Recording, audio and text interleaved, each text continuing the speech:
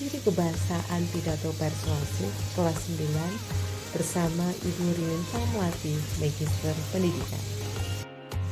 Assalamualaikum warahmatullahi wabarakatuh. Selamat pagi, selamat siang, selamat sore untuk adik-adik yang luar biasa. Selamat datang di kelas daring Bahasa Indonesia bersama Ibu Ririn Melati, Magister Pendidikan. Sebelum memulai pembelajaran, marilah kita berdoa. Bismillahirrahmanirrahim. Semoga Allah memberi kelancaran, kesuksesan pada pembelajaran kali ini. Agar ruang kelas dari Bahasa Indonesia kita sehat dan produktif, mari kita perhatikan hal-hal berikut. Yang pertama, pengingat ruang kelas. Adik-adik sebaiknya hadir tepat waktu, berpakaian yang pantas dan bersikap hormat. Selain itu, ada etiket online. Yang pertama, kamera on saat vcon, memahami materi dengan teliti, dan juga lebih baik membuat rangkuman materi setiap pembelajaran. Adik-adik, semangat yuk! Kompetensi dasar pada pertemuan kita kali ini 3.1 menelaah struktur dan ciri kebahasaan pidato persuasif tentang permasalahan aktual yang didengar dan dibaca. Sehingga tujuan pembelajarannya ada dua. Yang pertama, menyimpulkan ciri kebahasaan pidato persuasif. Kedua, menganalisis ciri kebahasaan pidato persuasif. Oke adik-adik, sebelum kita membicarakan tentang ciri kebahasaan teks pidato persuasif, bacalah dulu teks pidato persuasif berikut ini. Bismillahirrahmanirrahim. Assalamualaikum warahmatullahi wabarakatuh. Yang terhormat Bapak Kepala Sekolah, Bapak Ibu Guru, dan rekan-rekan tenaga kependidikan serta murid-muridku yang Bapak cintai. Pada kesempatan kali ini, marilah kita panjatkan puji syukur kehadirat Allah Subhanahu wa Ta'ala atas rahmat dan karunia yang Dia berikan, sehingga kita bisa berkumpul di pagi hari yang cerah ini. Di pagi hari ini, Bapak akan menyampaikan pidato tentang pentingnya kedisiplinan dalam kehidupan sehari-hari, khususnya di sekolah untuk dijadikan renungan bagi murid-muridku semua. Murid-muridku yang Bapak cintai, dalam melakukan apapun, hendaknya kita selalu bersikap disiplin. Hal tersebut perlu dilakukan karena sangat bermanfaat bagi kehidupan kita dan orang lain. Dengan memiliki sikap disiplin, segala aktivitas yang kita lakukan akan berjalan dengan tertib dan lebih teratur. Oleh karena itu, biasakan bersikap disiplin, karena kedisiplinan akan membuat kita menjadi pribadi yang kokoh dan taat pada aturan atau norma yang berlaku. Kedisiplinan juga membuat kegiatan belajar mengajar dapat berjalan dengan lancar, dan membuat siswa yang disiplin akan menjadi panutan bagi siswa-siswa lainnya.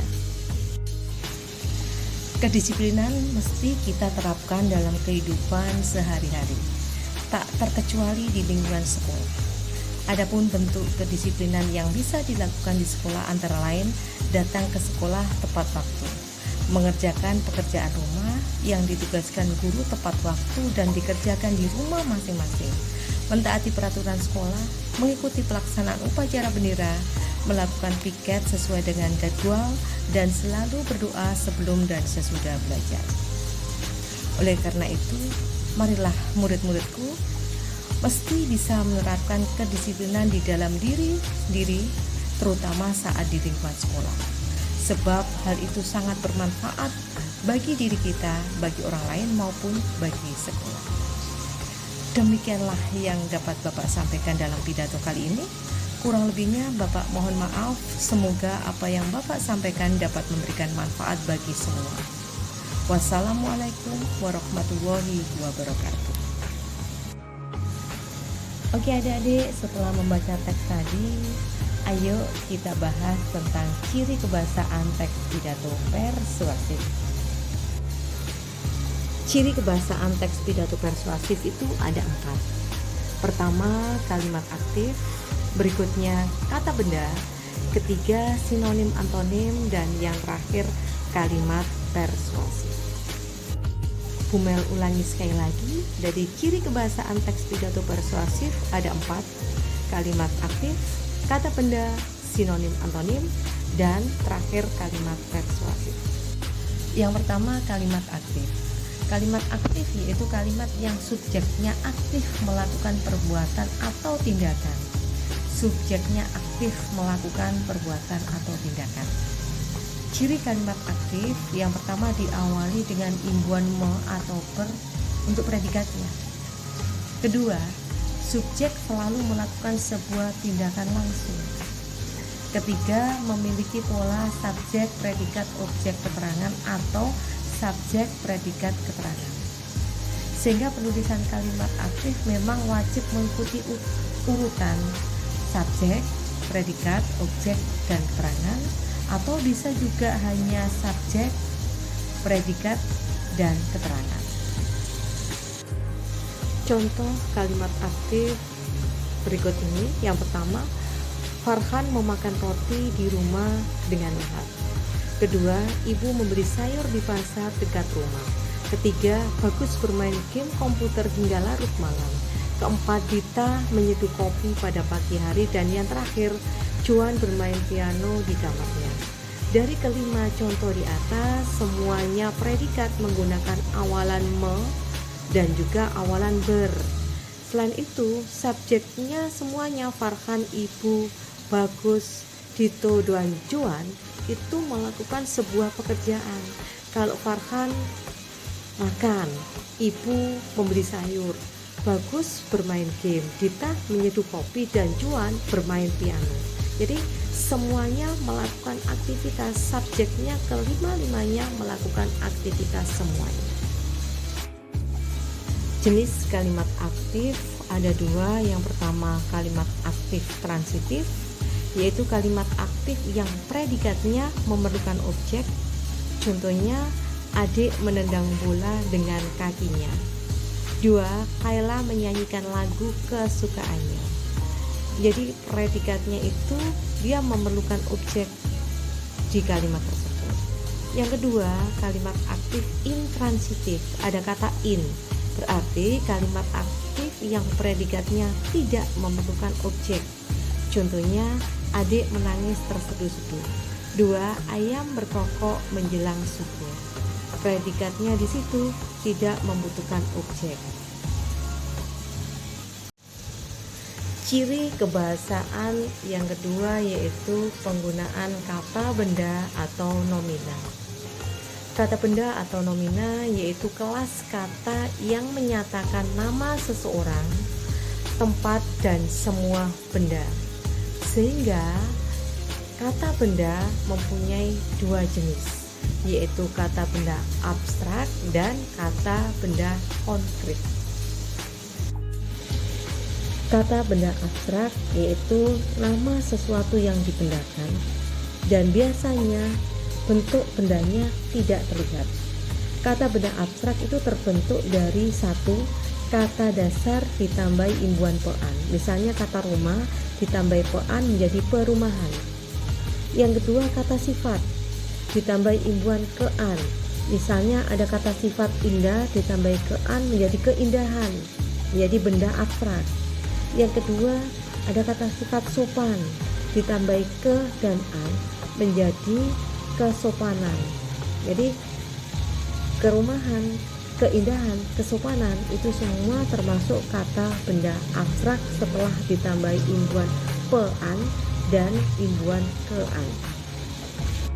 Ketiga, kata kerja ditambahi imbuhan ter.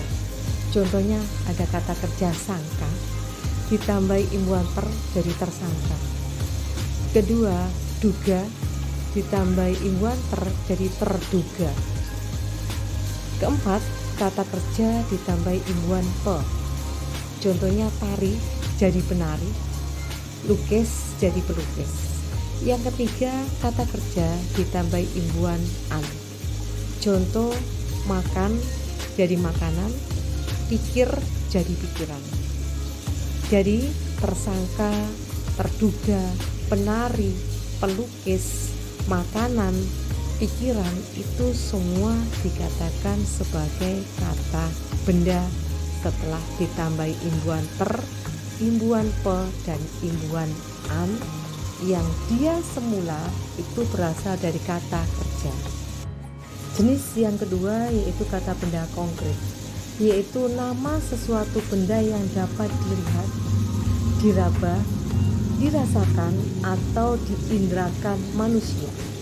Contoh kata benda konkret yang pertama yaitu nama diri, menyatakan nama benda tertentu, misalnya nama orang, gunung, hutan, sungai. Yang kedua nama zat, yaitu nama benda yang dapat ditentukan satuannya berupa bahan yang belum diolah. Contohnya air, minyak, itu semuanya dikatakan kata benda konkret. Dapat dilihat, dapat diraba, dirasakan atau diindrakan oleh manusia. Kata benda konkret yang ketiga yaitu nama jenis. Kata benda yang membedakan benda yang sejenis dan terbuat dari bahan yang sama. Contohnya kalung, cincin itu semua terbuat dari bahan yang sama. Meja, bangku, bendanya sejenis dan terbuat dari bahan yang sama. Keempat yaitu nama himpunan, kumpulan benda sejenis. Contohnya pensil, pulpen, laptop, handphone. Ciri kebahasaan yang ketiga yaitu sinonim dan antonim. Adik-adik pasti sudah pernah mendengar sinonim, antonim, sudah pernah kita pelajari di kelas 7 dulu tentang sinonim dan antonim. Kita akan mengulas sekilas ya, mengingat aja. Kalau yang pertama sinonim. Sinonim yaitu persamaan makna kata. Contoh katanya ada makanan, sinonimnya santapan. Ada kata cepat, sinonimnya kencang. Manfaat, sinonimnya kegunaan. Dan yang kedua yaitu antonim, lawan kata, lawan makna kata. Contoh katanya ada tinggi, lawan makna katanya rendah. Naik, lawan makna katanya turun. Bersatu, lawan katanya berpisah. Ciri kebahasaan yang keempat yaitu kalimat persuasif, yaitu kalimat yang digunakan untuk mengajak, meyakinkan, imbauan kepada orang lain. Contoh kata kalimat persuasif yaitu ada kata marilah, ayolah, lakukanlah, dan lain sebagainya. Contoh kalimatnya, marilah kita menjaga lingkungan yang bersih dan sehat dengan membuang sampah pada tempatnya. Kedua, ayolah kita lestarikan hutan dengan tidak menebang pohon sembarangan. Pidato persuasif itu mengajak. Oleh sebab itu, ciri yang keempat, ciri kebahasaan yang keempat yaitu ada kalimat persuasif. Kalimat ajakan itu sangat penting dan harus ada pada pidato persuasif. Lah, itulah tadi adik-adik materi kita tentang ciri kebahasaan teks pidato persuasif. So, kesimpulan pembelajaran kita kali ini yaitu ciri kebahasaan pidato persuasif ada berapa adik-adik? Iya benar, ada 4, benar. Yang pertama apa adik-adik? Penggunaan kalimat aktif. Iya, kalimat aktif itu subjeknya melakukan sebuah perbuatan. Biasanya predikatnya iya benar, me atau ber. Benar sekali adik-adik. Yang kedua apa?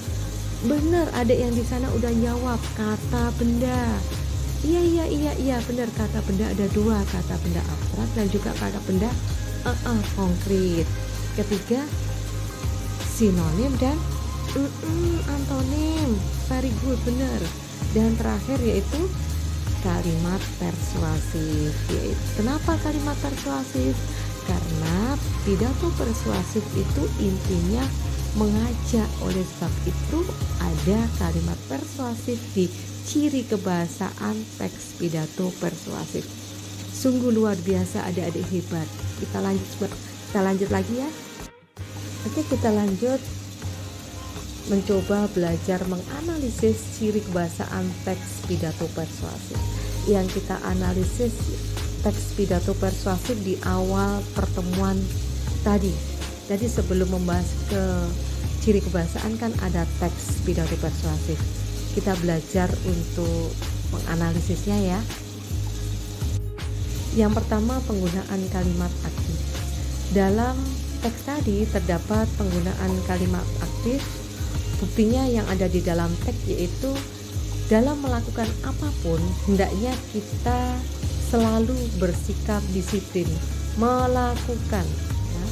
Yang kedua, dengan memiliki sikap disiplin, segala aktivitas yang kita lakukan akan berjalan dengan tertib dan lebih teratur. Jadi teks tadi ada 2 kalimat aktif yang digunakan.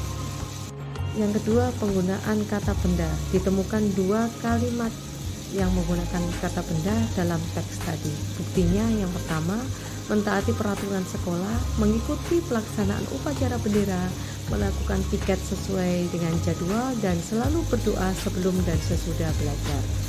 Kalimat yang kedua, kedisiplinan mesti kita terapkan dalam kehidupan sehari-hari, tak terkecuali di lingkungan sekolah.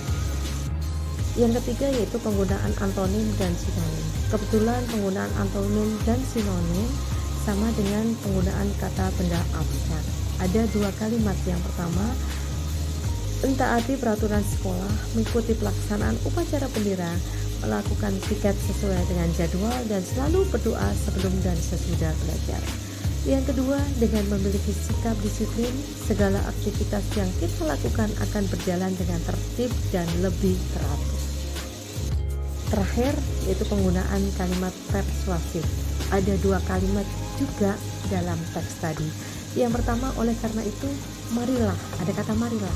Marilah murid-muridku mesti bisa menerapkan kedisiplinan di dalam diri masing-masing, terutama saat di lingkungan sekolah. Yang kedua, oleh karena itu, biasakanlah sikap disiplin, karena kedisiplinan dapat membuat kita menjadi pribadi yang kokoh dan taat pada aturan. Jadi, kedua kalimat ini termasuk kalimat ajakan supaya pendengar mengikuti apa yang pembicara inginkan. Pengingat ruang kelas bahasa Indonesia berikutnya, yang pertama, jangan takut untuk bertanya. Kedua, bersikap sopan dan santun. Ketiga, ikuti pelajaran dan kerjakan LKPD. Keempat, kirimkan tugas dengan benar. Kelima, beristirahatlah dan tinggalkan internet. Dan terakhir, saling membantu. Berikut ini sekedar info tentang daftar pustaka. Jika adik-adik ingin mempelajari lebih lanjut, ada di halaman yang sudah Bu Guru cantumkan di daftar pustaka ini. Adik-adik, terima kasih telah menonton video ini. Semoga bermanfaat. Semoga adik-adik, semoga Ananda menjadi anak yang sukses dan berkarakter. Amin. Wassalamualaikum warahmatullahi wabarakatuh. Salam sayang dari Bu Melati. Tetap semangat belajar. Gapai citamu. Adik-adik, jika ada pertanyaan, jika ada klarifikasi, jangan ragu menghubungi Bu Melati melalui kolom komentar yang ada di bawah atau melalui alamat email. Alamat emailnya ada di samping kanan atas itu. Silakan kirim alamat email di situ, ada melatiayesa@gmail.com. Insya Allah nanti Bu Guru akan menjawab dengan sepenuh hati. Terima kasih adik-adik.